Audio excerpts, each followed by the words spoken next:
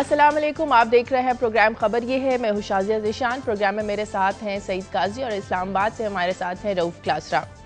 नाजरीन, एक आम सी बात है कि हार जीत खेल का हिस्सा होती है। कुछ खिलाड़ी खुश उस्लूबी से हार तस्लीम करते हैं और कुछ लोग मैं ना मानू का रास्ता अपनाते हुए जमात का खेल खेलते हैं। जी हाँ, ऐसा ही कुछ हमारे साथ भी हो रहा है। इंतखाबात के बाद सिवाय पीपल्स पार्टी के अब हर जमात एक दूसरे पर धांधली का इल्जाम लगाते हुए सड़कों पर निकल आई है। तहरीक इंसाफ, जमात इस्लामी, MQM के बाद अब मौलाना फजलुर रहमान ने भी खैबर पख्तूनख्वा में मुजाहिरों की कॉल देते हुए कहा है कि हम तहरीक इंसाफ के मैंडेट को ही नहीं मानते। सवाल यह है कि हमारे यहाँ पहली बार एक जमहूरी अमल के जरिए इक़्तिदार मुंतकिल हो रहा है एक सियासी जमात से दूसरी सियासी जमात में। क्या वाकई ही इलेक्शन कमीशन साफ और शफाफ इलेक्शन करवाने में नाकाम रहा, या धरनों वाली जमातों में शिकस्त को तस्लीम करने की कुव्वत ही नहीं है? इस पर हम बात करेंगे। दूसरी जानिब हम बात करेंगे कि कल तक एक दूसरे पर इल्जामात की बुछाड़ करने वाले, बल्ले से फेंटी लगाने वाले, शेर की धाड़े मारने वाले अब फ्रेंडली मैच खेलने पर रजामंद हो गए हैं। जी हाँ, कल मियां नवाज शरीफ इमरान खान की इयादत करने के लिए शौकत खानम अस्पताल गए और एक दूसरे की तरफ सुलह का हाथ बढ़ाते हुए आगे चलने की बात की है। क्या हम इस फ्रेंडली मैच को फ्रेंडली ओपोजिशन कह सकते हैं? जो रोल पिछले 5 साल मुस्लिम लीग नून ने ओपोजिशन में अदा किया और सब फ्रेंडली ओपोजिशन कहते रहे, क्या अब वो काम तहरीक इंसाफ करेगी? क्या मुफाहमती सियासत कामयाबी के लिए बहुत जरूरी है? इस पर हम बात करेंगे, लेकिन इन दोनों खबरों पर बात करने से पहले हम खबरें लेंगे सईद काजी से और रऊफ क्लासरा साहब से। जी काजी साहब, आपके पास क्या? शाजिया, एक तो मैं बात करूंगा आज खसरे से, क्योंकि हम सोशल स्टोरीज़ को बिल्कुल भूल जाते हैं। हम ऐसे बात करते हैं जैसे सियासत का हम इंसानों से या इस मुल्क के बच्चों से कुछ लेना देना नहीं है। 2 मज़ीद बच्चे जो हैं उनकी हलाकतों की खबर आई है। 12,000 से ज़्यादा बच्चे जो हैं वो इन्फेक्टेड हैं और अभी ये लगता है कि ये वबा और फैलेगी। पॉलिटिकल महाज के पास के हवाले से जो मेरे पास खबर है वो ये है कि हम देख रहे हैं कि जो अब रिजल्ट्स आ रहे हैं, रिजल्ट्स आने के बाद जो डाटा आ रहा है, इसमें मिसाल के तौर पे लाहौर में पीपल्स पार्टी का वोटों के हवाले से सफाया हो गया है। 1 लाख से कुछ जायद वोट लिए, जबकि 7 लाख 7.5 लाख वोट PTI ने लिया है। इसी तरह ये जो आपका कसूर है, वहाँ पे भी सेकंड बिगेस्ट पार्टी बन के उसने इमर्ज किया है। कराची में वो एक सेकंड लार्जेस्ट पार्टी। तो अब सवाल ये उठ रहा है, मैं इंटरनेशनल मीडिया सुबह देख रहा था, क्या पीपल्स पार्टी का से हम खात्मा बिल खैर समझें या ये क्या है? ये क्वेश्चन शुरू हो गया है। मैं इस पे बात करूंगा कि ये इस हमारे पॉलिटिकल सीन में क्या तब्दीली आ रही है। सही जी, क्लासर साहब आपके पास क्या खबरें, क्या शेयर करने वाले हैं आप हमारे साथ? हाँ जी, मेरे पास बेसिकली 2 खबरें हैं। एक तो पहले मेरा ख्याल सब पूरी कौम को मुबारक हो कि निगरान हुकूमत का भी एक स्कैंडल सामने आ गया, जिसकी मैं डिटेल अभी आपको प्रोग्राम के अगले हिस्से में बताऊंगा कि वो कौन सी टेलीफोन कॉल थी जो वज़ीर-ए-आज़म हाउस से की गई। वहाँ पे ये सुई गैस के जो MDs हैं और जो उन्होंने मानने से इनकार किया, जिसके बाद उन दोनों को उन्होंने सैक कर दिया, बरतरफ कर दिया कल। सो वो एक तो इनसाइड स्टोरी है कि निगरान हुकूमत का जो कारनामा नया था जो बनने से बच गया है, तो उसकी डिटेल मैं दूंगा। वो कौन सी का टेलीफोन कॉल थी, उस कॉल में क्या कहा गया था, जिसके बाद MDs ने एक तरह डिफाई किया और उसके बाद उनकी सैकिंग हुई है। और दूसरा मैं बताऊंगा कि इनकी इंटरनल यहाँ डिस्कशन शुरू हो गई। PTI का भी अपना कुछ इजलास हुए हैं, पीपल्स पार्टी के हुए हैं। और जैसे 5 साल तक हमने देखा है कि नवाज शरीफ साहब और उनकी पार्टी ने अदालतों को इस्तेमाल किया अगेंस्ट पीपल्स पार्टी, तो सेम ये ट्रीटमेंट वही करने वाले हैं। और सबसे पहले जो पिटीशन फाइल होने वाले सुप्रीम कोर्ट में, जो ही नवाज शरीफ साहब ये वज़ीर-ए-आज़म का हलफ उठाते हैं, वो इम्प्लीमेंटेशन केस है ISI असगर खां केस। सो एक तरह का वही जो ट्रीटमेंट है उसकी मैं डिटेल बताऊंगा कि क्या इनके प्लान है पीपल्स पार्टी के भी और PTI के, कि नवाज शरीफ साहब जब वज़ीर-ए-आज़म बनते हैं तो इनको कैसे ड्रैग करने अदालतों में, जैसे वो ड्रैग करते रहे हैं।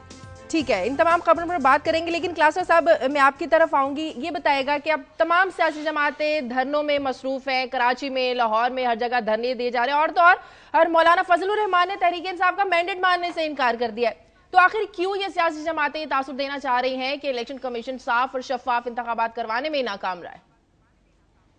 ये तस्वर मेरा ख्याल है शाजिया, ये कोई पॉलिटिकल पार्टीज ने नहीं दिया। जैसे ये पहले भी इस पे बात होती रही है कि ये कोई PTI ने कोई तहरीक की इन्होंने कॉल नहीं दी थी। PTI ने सरकारी तौर पर कोई इमरान खान ने कोई मैसेज नहीं भेजा था, ना इन्होंने प्रोटेस्ट कॉल दी थी। आपको याद होगा असद उमर ने तो बाकायदा तौर पर एक तरह की मुबारकबाद भी दी थी नवाज शरीफ साहब को, ट्विटर पे उनका पैगाम आ गया था और उसके बाद तो बात खत्म हो गई थी। लेकिन ये वो डिसग्रंटल एलिमेंट्स हैं with in the ranks of PTI जो ये समझते हैं कि जितनी सपोर्ट इमरान को मिल रही थी, जितनी हाइप क्रिएट की हुई थी, इमरान को वो ये वोट की शक्ल में मटीरियलाइज नहीं हुई। बल्कि मेरी इंटरनल खबरें तो ये हैं, ये खुद PTI के जो टॉप लीडरशिप है एक तरह के हैरान रह कि जब इनको ये पता चला कराची में भी वहाँ पर डिफेंस एरिया से जो पॉश एरिया है वहाँ की एक एलीट क्लास है वो सड़कों पर बाहर निकल आई है। ऐसे लाहौर में हमने सबसे पहले पहले देखा, उसके बाद देखा रिएक्शन है, जो ही कराची में रिएक्शन आया, उसके बाद डिफेंस लाहौर में आया। सो ये अनऑर्गेनाइज्ड एक आप कह सकते हैं कि लोगों को अपना रिएक्शन था, उस यूथ का अपना रिएक्शन है जो एक तरह तब्दीली की उम्मीद रख के बैठी थी। और अभी भी मैं समझता हूं कि पीटीआई शायद ज़हनी तौर पर इस चीज़ के लिए तैयार नहीं है कि वो कोई मास मूवमेंट चलाए, कोई एजिटेशन कराए, सड़कों पर जाए। अपने यूथ को रोक भी नहीं रही और मेरा ख्याल रोक भी नहीं सकती कि उनका अपनी मर्जी। तो साहब ये सारी सिचुएशन 1977 से कहीं मिलती जुलती नहीं, जब दोबारा इलेक्शन कराने का बोल भी दिया गया था, निगरान हुकूमत के अंडर कहा गया था कि इलेक्शन दोबारा से करवाए जाए, लेकिन नौबत जो थी वो मार्शल लॉ तक आ गई थी। कुछ ऐसे फैक्टर्स यहां पर नजर नहीं आ रहे?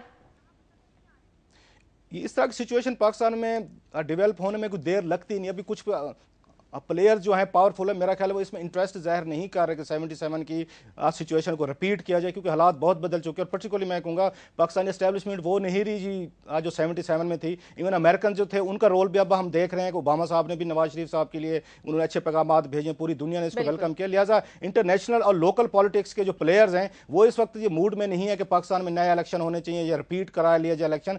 लेकिन मैं समझता हूं इमरान खान बड़ा सेंसिबल तरीके से बिहेव कर रहे हैं और अब तक का जो उनकी बॉडी लैंग्वेज रही है, मैसेज रही है, वो कोई कन्फेडरेशन की पॉलिटिक्स नहीं करना चाह रहे। तो लेकिन साथ साथ में जो उनका पार्टी का वर्कर है उसको भी अन्याय नहीं करना चाह रहे, आपको इस तरह की पोजीशन लेके उनके जो रैंक्स है पार्टी के वो उनसे। ठीक है काई साहब, ये मौलाना साहब जब दूसरी जमातों से मिलकर बात करना चाहते थे कि हम केपीके में मिलकर हुकूमत बनाएं, जब दूसरी जमातों ने नहीं उनसे मुज़ाकरात किए तो उन्होंने मैंडेट मानने से इनकार कर दिया। अब वो उनके बारे में हम जानते हैं, उनकी सियासत के बारे में हम जानते हैं, वो पावर से बाहर रहना उनके लिए भी बड़ा मुश्किल है। जैसे हम कराची में देखते हैं कि एमक्यूएम भी तकरीबन एक तरीके या दूसरे तरीके से पावर में रही है, तो वो तो हमें मामला नजर आता है। मगर मैं थोड़ा सा कमेंट करना चाहता हूँ, जिस तरह कलासरा साहब कह रहे हैं कि ये जो नवाज शरीफ साहब ने अभी आपने बात भी की, जो रिकॉन्सिलिएशन की बात कर रहे हैं, और फिर खास तौर पर फिर एक और इशारा भी साहब ने किया कि एक तो वो स्टेक होल्डर हैं जो इलेक्टेड हैं, मगर यहां पे नॉन इलेक्टेड स्टेक होल्डर्स भी हैं, और वो सिर्फ पाकिस्तान में नहीं है, उनमें एक अमेरिका बहुत बड़ा स्टेक होल्डर है। इसमें सबसे दिलचस्प बात देखने वाली वही है जिसकी तरफ पहले आप गुफ्तगू में इशारा कर रहे थे कि एक बड़ी टाइट रोप है, अवाम की तवक्कात, उसके बाद फौज के साथ इनके रिलेशनशिप, अमेरिका का प्रेशर आएगा, डू मोर। इधर इससे पहले तालिबान से मुज़ाकरात की बात कर चुके हैं।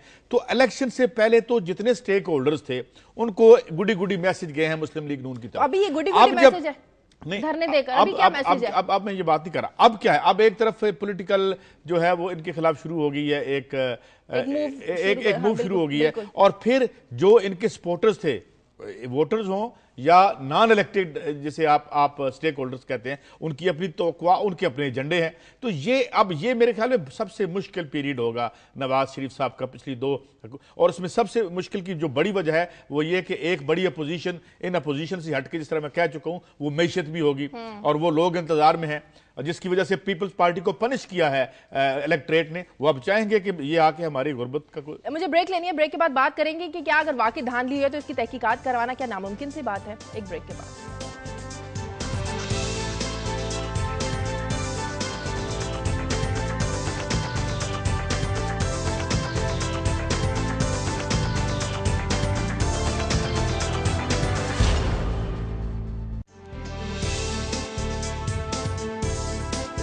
खुशामदीद नाज़रीन। इस टाइम कराची में तहरीक इंसाफ, जमात इस्लामी और एमक्यूएम धरना दिए बैठे हैं। एमक्यूएम का कहना है कि कौमी असम्बली का हल्का 250 में इलेक्शन दोबारा करवाया जाए, वरना इलेक्शन कमीशन का जो दफ्तर है उसके बाहर हम तहरीर स्क्वायर बना देंगे। फैफन ने कल पॉइंट आउट किया था कि 49 जो पोलिंग स्टेशन है आउट ऑफ 8000, वहां पे जो है टर्न आउट है वो 300% तक भी, मतलब कि वोटर्स की तादाद अच्छा ज्यादा है। पिलडैट ने भी एक कर दिया है, पिलडैट ने एक जो इस हवाले से मुतालबा किया है कि जो थंब इंप्रेशंस हैं वो हर जगह पे जो है उनको एनालाइज किया जाए। अब बात ये है, हो ये क्या है शाजिया के, एक तो सिविल सोसाइटी है, नॉन गवर्नमेंटल जो ऑर्गेनाइजेशंस हैं, मीडिया है, ये सारा बड़ा वोकल है, और अभी तो और भी कहानियां निकलेंगी।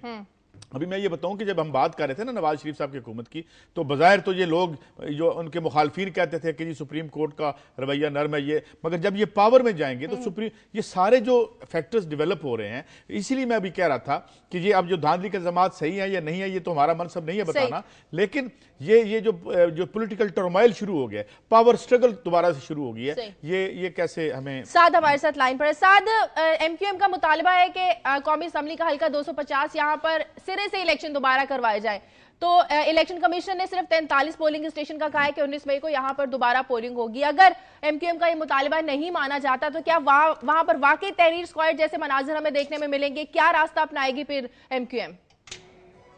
जी बिल्कुल, हमारी रात गए भी इनके जो रहनुमा है मुत्तहिदा कौमी मूवमेंट के, इन सबसे भी बात हुई थी। इसके अलावा जो कारकुनान हैं वो पुरज़म है, हमने उनसे जब रब्ता किया, उनसे बात करने की कोशिश की, उन्होंने यही बोला कि जब तक मुतालबात तस्लीम नहीं कर लिए जाते उस वक्त तक धरना जारी रहेगा। यही वजह है कि रात गए तकरीबन 3:15 बजे करीब मुत्तहिदा कौमी मूवमेंट के कायद अल्ताफ़ हुसैन ने भी इस धरने के शुरुका से खिताब किया और उन्होंने इनको खराए तहसीन पेश करते हुए इसी बात का मुतालबा किया कि NA 250 और इसके अंदर मौजूद PS 112 और 113 पर दोबारा मुतालबात वो कराए जाए इंतखाबात। अब इनकी वजूहात जो हैं वो जो हमने नुमाइंदगान से बात की, उनका कहना है कि धांधली का हम इल्ज़ाम नहीं लगा रहे, लेकिन जो अंदर जितने भी पोलिंग स्टेशन हैं 180 उन पोलिंग स्टेशन पे 43 पर तो पोलिंग हो ही नहीं सकी, लेकिन जो दीगर थे उन पोलिंग स्टेशन पे कहीं अमला लेट पहुंचा, ताखीर से पहुंचा, कहीं सामान नहीं पहुंच सका, तो काफ़ी ज़्यादा मिसमैनेजमेंट हुई जिसकी वजह से वोटिंग काफ़ी ज़्यादा मुतासर हुई। अच्छा ये बताएं, सिर्फ ये बताएं कि एमक्यूएम के इस मुतालिबा पर इलेक्शन कमीशन गौर कर सकता है कि वहां पर दोबारा से इलेक्शन करवाए जाएं उस हल्के में? और साथ साथ ये भी बताइएगा कि ये PTI वाले कहां पे धरना दिए हुए हैं, जमात इस्लामी वाले कहां पे धरना दिए हुए हैं? जी देखें, यकीनी तौर पे जिस तरह से जिस नौयत का ये धरना इलेक्शन कमीशन के दफ्तर के बाहर चल रहा है, इस बात को भी देखा जाएगा, इस पर गौर किया जाएगा इलेक्शन कमीशन की जानिब से कि आखिर क्या करना है, क्योंकि बड़ी तादाद में शुरका हैं। सुबह के औकात में हमने देखा मजीद अफराद जो घरों में मौजूद थे वो भी यहाँ आना शुरू हुए हैं, तादाद बढ़ती जा रही है। तो ऐन मुमकिन है कि इस बात पर गौर किया जाए, इसके बाद फैसला आया, क्योंकि शुरका का कहना है कि जब तक मुतालबा मंजूर नहीं होगा ये वापस नहीं जाएंगे। अगर दीगर धरनों की बात की जाए तो नुमाइश चौरंगी पर जारी है जमात इस्लामी का धरना, इसके अलावा जो कि रात में ख़त्म कर दिया गया था, रात गए हुआ था। इसके अलावा इसी तरह जो तहरीक इंसाफ के जलसे जो धरने थे वो भी थे, लेकिन रात गए वो ख़त्म कर दिए गए। इस वक्त शहर कराची में सिर्फ मुत्तहिदा कौमी तो क्या ये धरने दोबारा जारी रहेंगे इस वक्फे के बाद? साथ क्या खबर है आपके पास? जी हमने जो रहनुमाओं से बात की है दीगर सियासी जमातों के, उनका कहना है कि वक्फे वक्फे से धरनों का एहतजाज का सिलसिला जारी रहेगा, लेकिन फिलहाल कोई वक्त नहीं दिया गया है। फिलहाल मुत्तहिदा कौमी मूवमेंट का धरना है जिसके बारे में कहा जा रहा है कि ये उस वक्त तक बैठे रहेंगे शुरका जब तक मुतालबा मंजूर नहीं माने जाएंगे। बहुत शुक्रिया साद बुखारी आपका। क्लासर साहब, इलेक्शन कमीशन की कारकर्दगी पर इतने ज्यादा सवालात उठ रहे हैं, अगर तहकीकात करवाई जाए तो नादरा से बासानी मदद ली जा सकती है और पता चलाया जा सकता है कि अगर एक हल्के में वोटर्स की तादाद जो है वो वोटों की तादाद से बढ़ कैसे गई, तो बड़ा आसान काम है। ये बिल्कुल ये आइडली तो ऐसे ही होना चाहिए जैसे आप बात करें, लेकिन ये तहकीकात कौन कराएगा? इस मुल्क में कौन सा इदारा रहेगा जिस पे आप ट्रस्ट कर सकते हैं कि जिसके पास जाया जाए वो आपको विद इन ये मिनिमम टाइम आपको तहकीकात करके दे। जो सबसे ज़्यादा लोगों के लिए मायूसी का बहस बने, एक हाइप क्रिएट की गई थी, हम भी खुश थे, सब लोग थे कि यहाँ पे 18वीं तरमीम आ गई, उसके बाद आपको डिवॉल्व हो गई पावर, 20वीं तरमीम आ गई, नया इलेक्शन कमीशन बन गया, निगरान हुकूमतें आएंगी और इस मुल्क को आकर डिलीवर करके देंगी, आपको नया इलेक्शन देंगी। हाँ, इस तरह का कंट्रोवर्शियल मेरा ख्याल है ये जो इलेक्शन हुआ है ये माजी में तो कभी देखने में नहीं है। इवन 2008 का जो इलेक्शन था उस पर भी कंसेंसस, हालांकि जना मुशर्रफ के दौर में और होता, इसके बावजूद वो जो पार्लियामेंट आई थी उस पर कोई इस तरह के सवालात नहीं उठे थे। ये नाकामी है, नाअहली है इसी इलेक्शन कमीशन की, जिससे कहा जा रहा है कि आप तहकीकात कराएं। ये कैसे तहकीकात करेंगे? ये तो मुल्जिम है। आपको कोई ऐसा इंस्टीट्यूशन देखना हो या तो सुप्रीम कोर्ट ऑफ पाकिस्तान को फौरी तौर पर अपने जुडिशल कमीशन दे। अच्छा, आप उसके पास जाते हैं, सुप्रीम कोर्ट के पास जाते हैं, तो जितना मैस क्रिएट किया गया है ये उन्होंने रिटर्निंग ऑफिसर ने क्रिएट किया है, अगेन लोअर जुडिशरी है। सो जिनसे आप इंसाफ लेने जा रहे हैं उन्हीं पे तो इल्जामात लग रहे हैं। सो ऐसा मुझे तो कोई इसमें कोई आप कह होप नजर नहीं आ रही कि इन्वेस्टिगेशन होगी। अच्छा, फैफन की रिपोर्ट देख लें, उन्होंने कुछ हल्कों को किया, पूरे मुल्क का नहीं है, पूरे पंजाब का नहीं है। आप इस हालत ये देखें, झांग में मुजहर और अहमद वाल लुधियानवी साहब हैं, वो अलहदा एजुटेशन कर रहे हैं, मुझे हरवाया गया है। फैसल साल एजाज साहब के अभी मैं सुबह स्टेट में पढ़ रहा था, वो कहते 35,000 वोट से मुझे हराया गया है। हमारे लिया के वहाँ डिस्ट्रिक्ट लिया के अजीबो गरीब रिजल्ट हुए हैं, वहाँ पे पोलिंग कुछ हुई है, वोट कुछ है। उधर जाए मुसवा खर साहब है, कोटादू को उन्होंने बंद करवाया हुआ है। अब वहाँ पे लोधरा में जाए जहांगीर तरीन के साथ हुआ, विहाड़ी में चले जाए इसाक अकवानी के, ये लंबी लिस्ट है। और जिस तरह के रिजल्ट्स आए हैं ये आपका मेरा रिएक्शन नहीं है, मीडिया ने इनको हाइप नहीं दी, ये लोग खुद सड़कों पे आए हैं। और जब तक इनको मेरा ख्याल है कोई रीजनेबल किस्म का इनको रिलीफ नहीं मिलेगा, मुझे तो ये मसला जैसे आप भी इसको डिस्कस कर रहे हैं ये बढ़ता हुआ लग रहा है। अब आप देखें, पहले पीटीआई है, उसके बाद जमात इस्लामी आ रही है, सही कहा काजी साहब ने। हाँ, काजी साहब ने सही कहा कि उनको बारगेनिंग चिप चाहिए। और दूसरा मौलाना साहब का एक और भी खौफ है जो मेरे सोर्सेज बता रहे हैं कि इनका एक स्कैंडल आया था 3-4 साल पहले, आपको याद होगा, जब इन्होंने शोहदा की ज़मीनें जो हैं इन्होंने खुद अलाट करवा ली थी अपने आप को और अपने ये वर्कर्स को, JUA आईएफ ने, उन पे ये भी दबाव है, वो अभी तक नैब के पास वो फाइल दबी पड़ी है और जरदारी साहब के दौर में दब गई थी कि इमरान खान साहब अगर पीटीआई की हुकूमत आती है केपी में तो वो जो इन शोहदा की जमीनों का स्कैंडल आया था मौलाना फजल रहमान साहब की पार्टी पे, उसको रिवाइव कर लिया गया तो फिर क्या होगा? बिल्कुल, ये खौफ भी हो सकता है। पेशावर चलते हैं, नासिर दावड़ हमारे साथ है। नासिर, यहाँ पर तो मौलाना साहब ने तहरीक इंसाफ का मैंडेट मानने से इनकार कर दिया, अपने वर्कर्स को कह दिया कि सड़कों पर निकल आओ, एहतजाज करो, धरने दो। तो क्या सूरत हाल आप देख रहे हैं यहाँ पर? देखिए, ये कल से वाकई बिल्कुल खैबर पख्तूनख्वा और खासतौन पेशावर में हम देख रहे हैं कि जमीयत उलमा इस्लाम के फजल रहमान ग्रुप के जो लोग थे वो तो पहले धरने दे रहे थे, मुजाहिरे कर रहे थे, इसके बाद पेशावर प्रेस क्लब आ गए, वहाँ प्रेस कॉन्फ्रेंस की। इसके बाद शाम को फिर मौलाना साहब खुद आकर उन्होंने तहरीक इंसाफ के हवाले से बहुत सख्त स्टेटमेंट दे दिया कि उसका जो मैंडेट है खैबर पख्तूनख्वा में वो इन्हें कबूल नहीं है और अपने कारकुनों को हिदायत दी है कि इसके खिलाफ धरने और एहतजाजी रैलियां वगैरह भी शुरू करेंगे। आप देखते हैं कि इलेक्शन कमीशन क्या कर रहे हैं, लेकिन फजल रहमान का जो कल स्टेटमेंट है उससे पता चल रहा है कि उसकी और जो पार्टी है उसको तहरीक इंसाफ का ये मैंडेट कबूल नहीं है और उन्होंने साफ इनकार कर दिया है। बहुत शुक्रिया नासिर दावड़ आपका। काई साहब, यकीनन वो फैक्टर शामिल हो सकता है जो क्लासरा साहब ने कहा कि उन्हें डर है कि केपीके में अगर इमरान खान की हुकूमत आएगी तो स्कैंडल उनका ऊपर हो जाएगा। जो क्लासरा साहब ने बात की है ना, वो बात ये है कि शेर की जो सवारी है, ये हुक्मरानी है शेर की सवारी, इससे उतरना बड़ा मुश्किल है। फिर ये है कि जो स्कैंडल जो है आप हुकूमत में रह के दूसरों के खिलाफ निकालते हैं, फिर आपके खिलाफ निकलते हैं। पीपल्स पार्टी को ये क्रेडिट जरूर जाता है कि वो मातूब रही, पावर में होते हुए भी उस पर जो है वो तंग नहीं किया।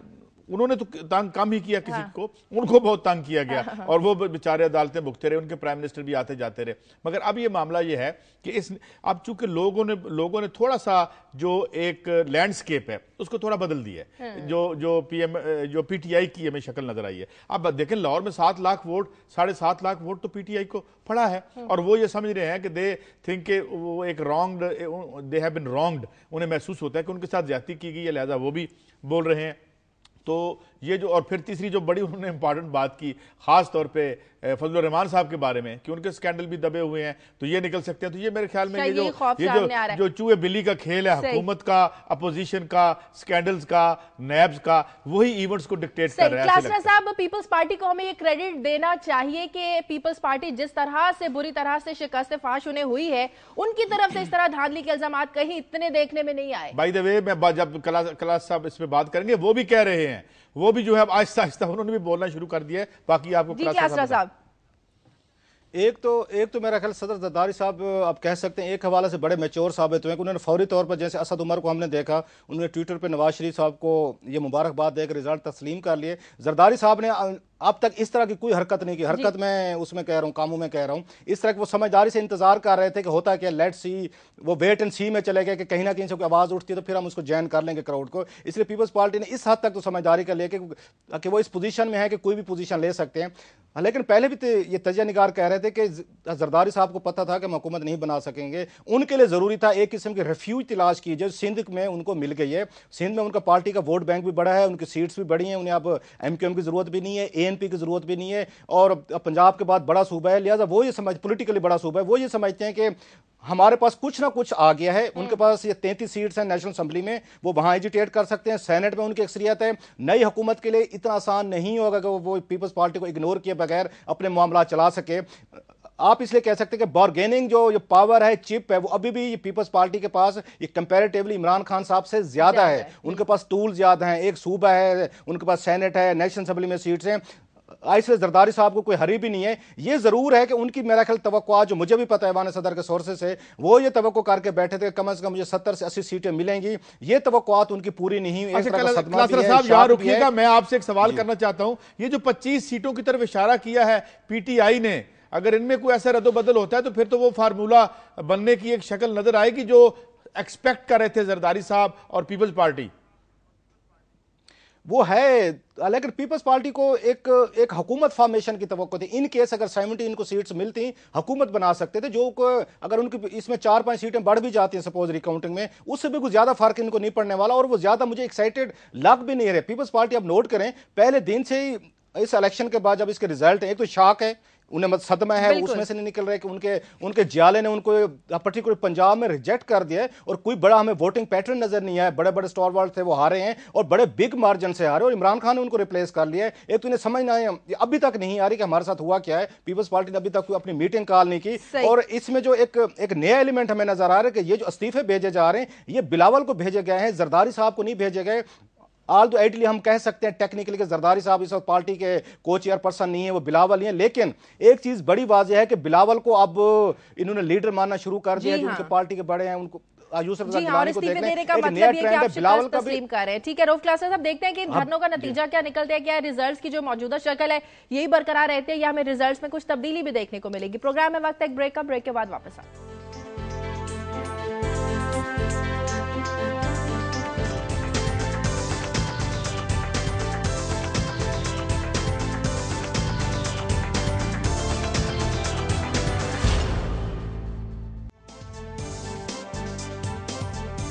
ब्रेक के बाद खुशामदीद। हम बात करेंगे आपके कल तक एक दूसरे पर इल्जामात की बुछाड़ करने वाले तहरीक इंसाफ के कायदीन और मुस्लिम लीग नून के कायदीन अब फ्रेंडली मैच खेलने पर रजामंद हो गए। क्लासरा साहब, हम तो तहरीक इंसाफ को एक मजबूत ऑपोजिशन के तौर पर देख रहे थे, लेकिन लगता है कि अब फ्रेंडली मैच ही देखने को मिलेगा। ये शाहजिया एक इसमें हमारा कसूर भी नहीं है मीडिया का पर्टिकुलरली कि हम इस तरह की पोजीशनिंग ले लेते हैं, क्योंकि माजी में इसी तरह की सिचुएशन डेवलप रही है। पर्टिकुलरली हमने जो नेटी का हमने ईरा देखे कि जब वज़ीर आज़म और अपोजिशन लीडर में बोल चाल तक नहीं होती थी, एक ज़ाती दुश्मनी का एक रोल अडॉप्ट कर लिया गया था, एक दूसरे पे केसेस से करप्शन थी और बला बला और मीडिया का इस्तेमाल था। वो मेरा ख्याल है अब जो हमारी एक न्यू पॉलिटिकल या बिगिनिंग शुरू हुई है तो हमारे लिए थोड़ा सा मुश्किल और इस चीज़ को डिजेस्ट करना कि पॉलिटिकल अपोनेंट जब फील्ड में होते हैं, जब इलेक्शन कैंपेन्स कर रहे होते हैं, उनके एटीट्यूड उनकी वर्डिंग बिल्कुल डिफरेंट होती है। Once the match is over, जो पॉलिटिकल मैच है, तो फिर मैं समझता हूँ अगर आपने हुकूमत चलानी है, आपने मुआशरे को आगे लेके जाना है, मुल्क को आगे लेके जाना है, एक मेन रोल बनता है अपोजिशन को। और मियाँ साहब ने वाकई आप कह सकते हैं मॉरली तौर पर भी ये उनकी ड्यूटी बनती थी या उनके लिए पॉलिटिकल उनकी नेसेसिटी भी थी कि जब आप पीटीआई के वर्कर सड़कों पर बैठे हुए हैं, आप इमरान खान से मिलने जाएं, उनसे जाकर बातचीत करें, एक अच्छा मैसेज दें। और मैं समझता हूं इमरान ने भी मैच्योरिटी का सबूत दिया है, इनकार करने के बजाय कि वो उनसे मिलने से रिफ्यूज करते, बड़ा बुरा इमेज होता। कोई आपके आके हेल्थ की आप पूछना चाहते हैं, आप रिफ्यूज करते हैं, तो इमरान पे ये भी इल्जाम लगता है, फिर देखें कि इमरान जिद्दी है, इमरान शायद कन्फेडरेशन मूड में है, वो पाकिस्तान के मसाइल को नहीं समझ रहा। मैं समझता हूं कि इमरान इस वक्त पॉलिटिकली मैच्योर फैसले कर रहा है। उनका मियाँ साहब से मिलना, उनके जो मैसेजेस मैंने देखते हैं अब तक देखे, उनकी स्ट्रेटेजी देखिए, ये मुझे एक तरह के मैच्योर पॉलिटिशियन की लगती है। इसलिए जो मियाँ साहब कल आपने देखा होगा, या तो मुफाहमती सियासत जरूरी है या मिलजुल कर ही पाकिस्तान को बहरानों से निकाला जा सकता है, फिर यही मतलब हुआ।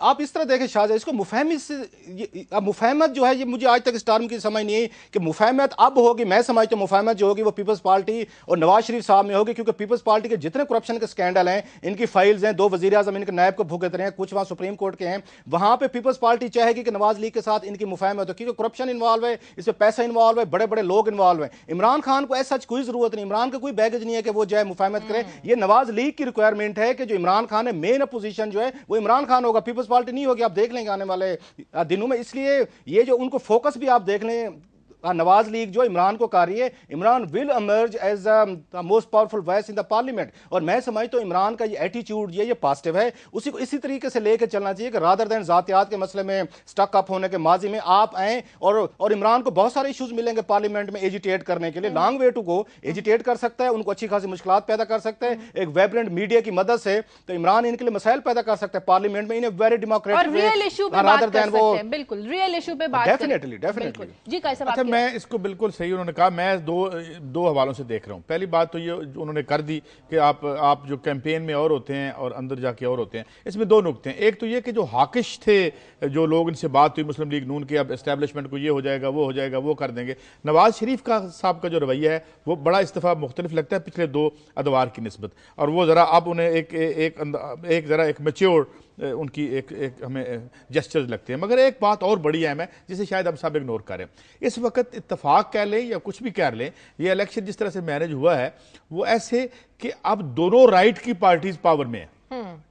राइट की पार्टी मुस्लिम लीग नून सेंटर में है, केपीके में वो आएंगे, तो ये, और जो ट्रेडिशनल लेफ्ट की पार्टी थी जिसने लेफ्ट को छोड़ तो दिया था एज ए नजरिया, लेकिन उसका जो कंटेंट है, जो उसके लोग हैं वो तो लेफ्ट के थे। अब ये सारे का सारा राइट अंदर हो गया और सारे का सारा सो कॉल्ड लेफ्ट बाहर हो गया, और उधर से एक तवक्कुआत का एक ऐसा लेवल है अवाम की सतह पे वो कि जो मुंतज़िर हैं कि भाई आज आई गवर्नमेंट और कल से क्या होगा हमारे लिए, अब उसकी क्या शक्ल बनती है वो हम देखेंगे।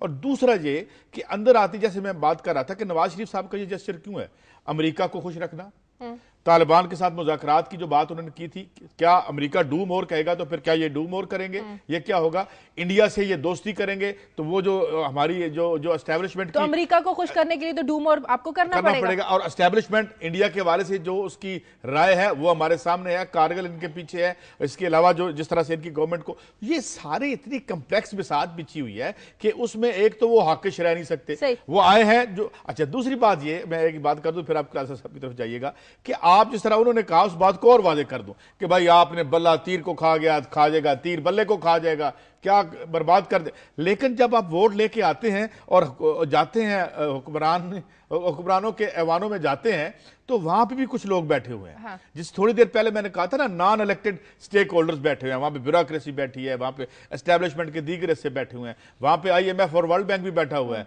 वहां पे अमेरिका बहादुर का सफीर भी आके मिल गए कि जनाब हम भी हैं इधर ही। तो ये सारा खेल जो है ये इतना मेरे ख्याल में लेकिन क्लासरा साहब, सबको एक टाइम में खुश करना आसान नहीं है। आपने अमेरिका को भी खुश करना है, आपने तालिबान से भी मुज़ाकरात करने हैं, आपने भारत के साथ भी बात करनी है, यहाँ के अवाम को भी साथ लेकर चलना है। इख्तलाफात कहीं ना कहीं तो सामने आएंगे।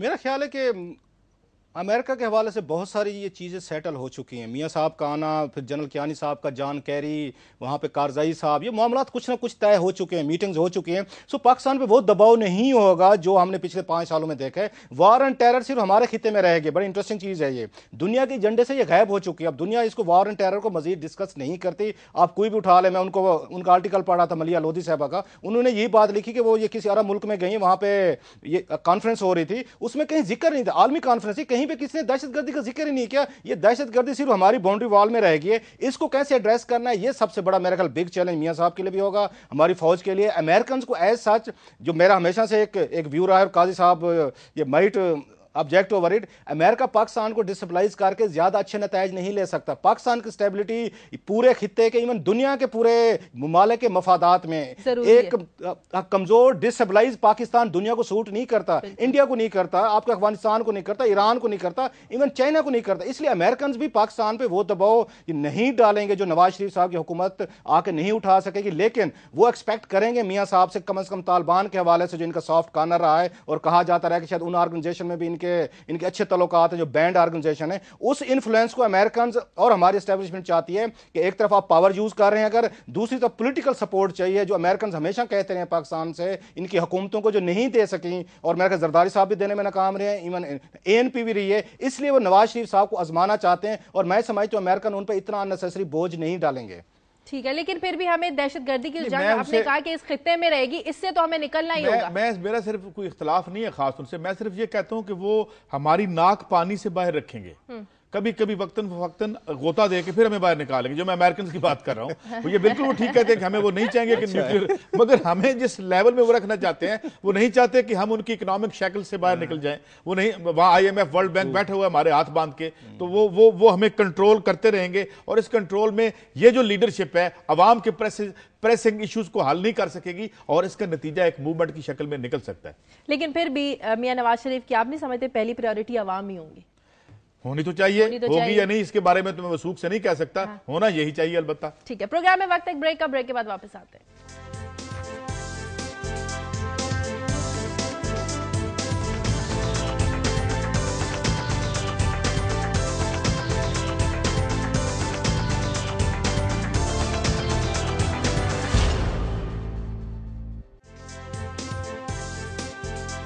ब्रेक के बाद खुशामदीद। तो अब हम आपको बताएंगे निगरान हुकूमत के कुछ कारनामे। क्लासर साहब, बड़े बड़े स्कैंडल्स आप सामने लेकर आते हैं, ये भी हमसे शेयर कीजिए। निगरान हुकूमत ने किस तरह सुई गैस के बड़े बड़े अफसरान को फारिग किया? जी शाहजहां, मैं तो ये सोच के बैठा था कि शायद ये बड़े अच्छे और नेक नाम लोग आए हैं और कुछ स्कैंडल नहीं बनेगा और हमारे जैसे लोग रिपोर्टर भूखे मरेंगे। लेकिन जाते जाते इन्होंने ये 2-3 बड़ी सेंसेशनल इन्होंने न्यूज़ दे रही हैं। सबसे बड़ी खबर है जो वो है कि इन्होंने 2 MDs जो कल थे, सुई सादरन के और नादरन के, उनको बरतरफ किया है। और इंटरेस्टिंगली जब 1 हफ्ता रह गया पार्लियामेंट का इजलास बुलाने में, तो कल इन्होंने बड़े इंतहाई आप कह सकते अहम फैसले किए हैं।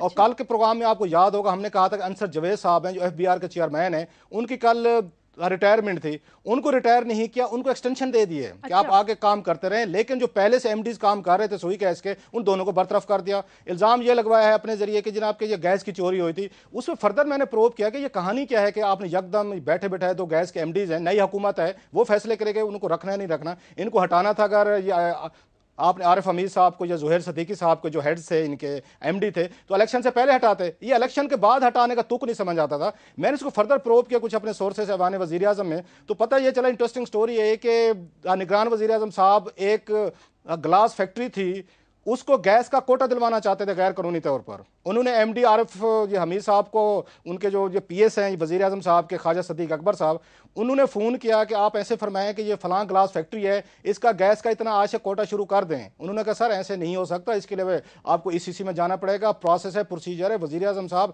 इस तरह बरह रास्त फैसले नहीं कर सकते, और पर्टिकुलरली जबकि एक नई हुकूमत आने वाली, हमारे ऊपर स्कैंडल आ जाएगा। उनको बाकायदा जो मेरे सोर्सेज हैं कन्फर्म्ड हैं, उनको थ्रेट किया गया कि फिर आप अपने ओहदे पर नहीं रहेंगे। तो आरिफ हमीद ने कहा कि सर बेहतर होगा फिर आप मुझे अपने ओहदे पर ना रखें, और ये आपका काम एक तरह गैर कानूनी होगा। किसी MD को हटाने के लिए, उसको लगाने के लिए, हटाने के लिए वज़ीर आज़म से ज़्यादा जो बोर्ड मेंबरान होते हैं 75% तो वो हटा सकते हैं। लेकिन उन्होंने ऑर्डर किए कल, और उसकी मेन रीज़न जो मुझे बताई गई है, वेरी कन्फर्म्ड वन, कि उन्होंने गैस का कोटा एक ग्लास कंपनी को देने से रिफ्यूज किया, जिस पे खोसा साहब नाराज हुए हैं। तो एक तो ये साहब नहीं आने वाली हुकूमत इसकी तहकीकात करवा सकती है आकर?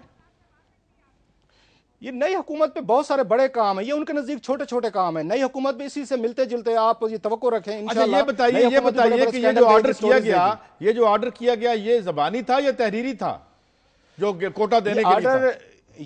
ये टेलीफोन किया गया है, और मेरा इसके पास खासे अगर जरूरत पड़ी, किसी ने चैलेंज किया तो आपको पता है कायद साहब हम बगैर सबूतों के कोई बात नहीं करते। इसकी जरूरत पड़ी तो हम वो भी सबूत लेके आएंगे कि ख्वाजा सदीक अकबर साहब ने क्या अल्फाज यूज किए, क्या कुछ कहा, और आगे से उनको क्या जवाब दिया गया, और किस तरह उन्होंने आगे से उनको थ्रेट किया आरिफ हमीद साहब को कि अगर आपने ये काम नहीं किया तो फिर आप नहीं रहेंगे। उन्होंने कहा मुझे हटा दें। लेकिन ज़ुहैर सदीकी साहब ज्यादा समझदार निकले हैं। ये ज़हन में रखें कि सुप्रीम कोर्ट ऑफ पाकिस्तान का फैसला है अनीता अतराब केस में कि किसी अफसर को आप उसकी पोस्टिंग, उसकी टेन्योर से पहले नहीं हटा सकते। और वज़ीर आज़म खोसा साहब पे पहले भी एक तौहीन अदालत का केस चल रहा है, और मेरा ख्याल है 2 केसेस तौहीन अदालत के और आने वाले हैं, क्योंकि ये जो MD सुई गैस है आरिफ हमीद साहब साबिक जो थे, वो भी इस बात को मुमकिन है चैलेंज कर सकते हैं। मेरे सोर्सेज कह रहे हैं कि उनकी जो म्याद है वो अगले साल फरवरी में जाके खत्म होनी है, 2014 में उनको पहले हटाया गया है। सो इनके जो कंट्रोवर्शियल फैसले, मुझे नहीं लगता कि निगरान वज़ीर आज़म खोसो साहब जो हैं उनको एक तरह का मजा आना शुरू हो गया। आज के अखबारात उठा लें तो 20-25 अफसरान की पोस्टिंग ट्रांसफर हुए हैं। इवन सेक्रेटरी इंटीरियर, जो बड़ी मजे की बात है, मैं अभी देख रहा, उसको भी हटा दिया गया है। और ये समझ नहीं आ रहा कि खोसो साहब का वापस जाने का कोई प्लान नहीं है, उनको कोई अवान वज़ीर आज़म में मजा आ गया है। लोग ये समझते हैं कि उनके साथ जो ख्वाजा सदीक अकबर साहब हैं, वो क्योंकि ब्यूरोक्रेसी में रहे, उनकी पसंद नापसंद है, यारियां दोस्तियां हैं, दुश्मनियां हैं, उनके नज़दीक ये एक अगला हफ्ता जो है वो स्कोर सेटल करने का है। और सेक्रेटरी इंटीरियर जिस पे ख्वाजा सदीक अकबर पहले खुद रहे हैं, उनका हटाना बहुत सारे लोगों के लिए डाउटफुल है। 2 MD गैस के हटाना, ऐसे अंसर जवेद को कॉन्ट्रैक्ट में उनकी एक्सटेंड कर देना। और जहन में रखें सुप्रीम कोर्ट का हुक्म है कि किसी अफसर को रिटायर अगर हो रहा है उसको कॉन्ट्रैक्ट पे आप नहीं रख सकते, इन्होंने किया है। तो खोसो साहब अब तक 4-5 बड़े मेजर काम कर चुके हैं जो सुप्रीम कोर्ट के सिर्फ आपको नहीं लगता था कि खोसो साहब जो है वो निगरान हुकूमत इस तरह का कोई काम नहीं कर सकती, और किसी को भी नहीं लगता था कि इस तरह का कोई स्कैंडल जो है वो निगरान हुकूमत के इसमें जुमरे में आ सकता है? कैसे आपकी खबरों की तरफ आते हैं? शायद मैंने आज एक सोशल स्टोरी रखी है, क्योंकि बहुत दिनों से सियासत हो रही है, और सियासत में हम देख रहे हैं कि बहुत से हमारे जो अवाम हैं वो जो वोट देने वाले हैं उनके बच्चों का भी कुछ हम पूछ लें। 12,082 जो बच्चे हैं यहाँ पे वो सफ़र कर रहे हैं पंजाब में इस मीजल की वजह से, खसरे की वजह से। 4 डेथ्स पिछले 24 घंटे में हो चुकी हैं। अब जो सेहत के हैं हमारे सेक्रेटरी, वो कहते हैं जी यहाँ तो सब कुछ मौजूद है, और वो मगर इसके अगर वो सब कुछ मौजूद है, अगर सारी फैसिलिटीज मौजूद हैं, तो हर रोज 4-5 बच्चे